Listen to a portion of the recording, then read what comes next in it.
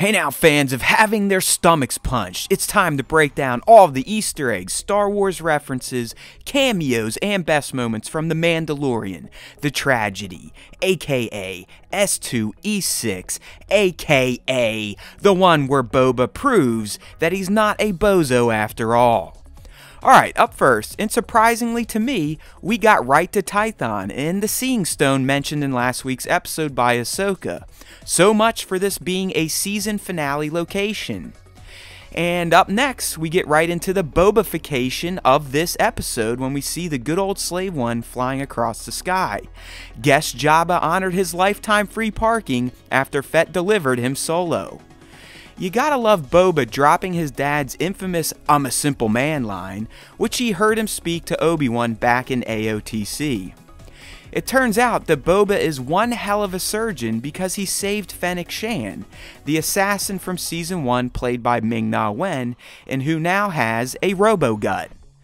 While the three talk, we got a Jango reference, and more importantly, clear confirmation that Boba Fett himself is not a Mandalorian. As he says, he pledges his allegiance to no one, so he was never down with the creed, and therefore never a Mando in any aspect of the word.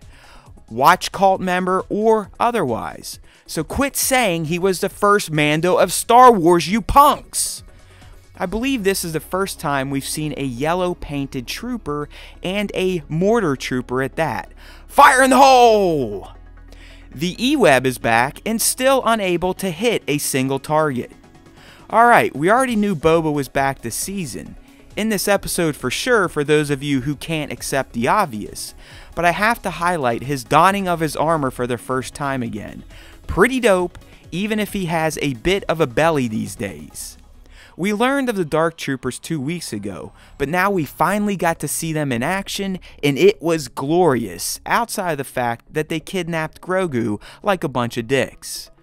Boba gives us another mention in this episode when he drops his spice talk, and this happened when he tells Fennec that he's not having a spice dream when he tells them the Empire is back with a cruiser.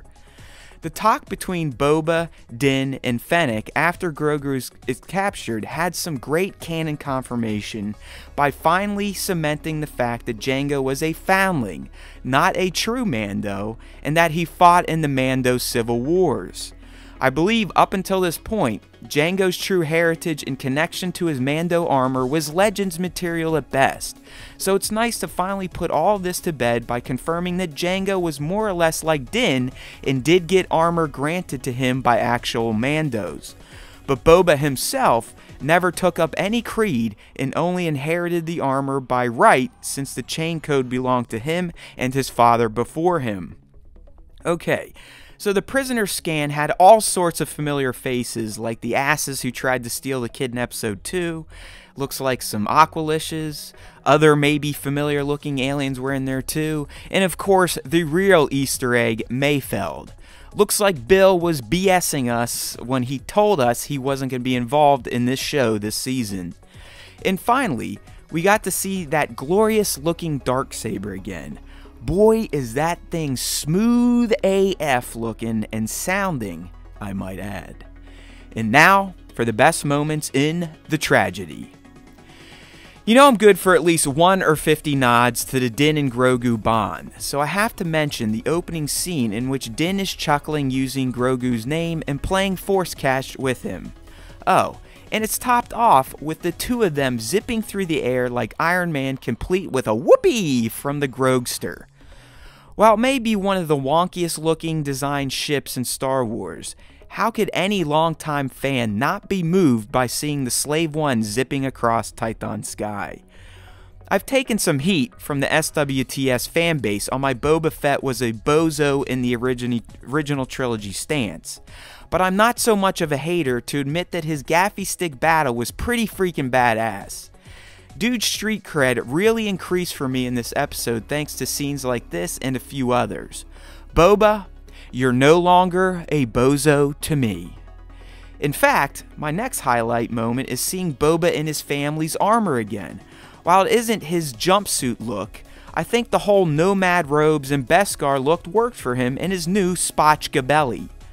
Obviously, his badassness went up even further with his armored up fight and subsequent double ship rocket maneuver. He's a far cry from the bumbling idiot who got jetpack misfired into the Sarlacc pit in ROTJ. While watching the crest get vaporized may not have been an actual awesome thing to see, the fact that it happened is a pretty big deal for the show, so I had to include it as a key moment. R.I.P. you old bird, I loved you like the Falcon. Yeah, those Dark Troopers in action look dope, and we at least know for sure that they're bots now and not any sort of pimped out organic beings. They're still dicks though for taking the Grogu. I really appreciated the scene in which Mando is going through debris and he finds the shifter knob and the Beskar spear. It's a poignant moment that is undoubtedly foreshadowing things to come, so pay close attention to how the ball and spear come into play over these next 2 episodes, if not the finale. I think they both will be key to how things play out moving forward thanks to this scene showcasing their importance to Mando and the story in general. I also was a fan of the Boba and Fennec pledge to Din. It shows that Boba isn't such of a dick after all, and quite frankly, I think he's turned the page on his nefarious bounty hunter days. He even mentioned earlier about being a saved wretch in the Tatooine desert, like he did for Fennec, so I think his time as a nomad did him well.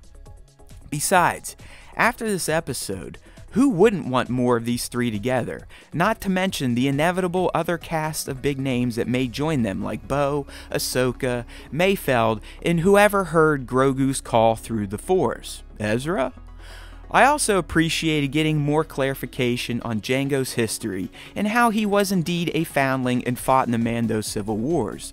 So now he has a legit canon backstory that clears a few things up for fans of the character and his clone son. Okay, so Grogu getting captured sucks, but we all knew it was coming. So while that wasn't a top moment due to the ball punch factor, seeing him work over some bucketheads with the Force like a little Vader was pretty excellent. You also had to appreciate Gideon's talk and Darksaber show and tell with him. That dude is a bad man indeed. Alright Mando fans, I'm thinking we are headed towards a Star Wars style Avengers team up. So by the end of this season, I wouldn't be surprised if we saw Bo and the Owls again, Ahsoka again, but maybe not because I think the next Force user we see will be the one called by Grogu. So possibly Ezra, or for you dreamers, Mace Windu, or the Skywalker himself. But I'm highly doubting those final 2.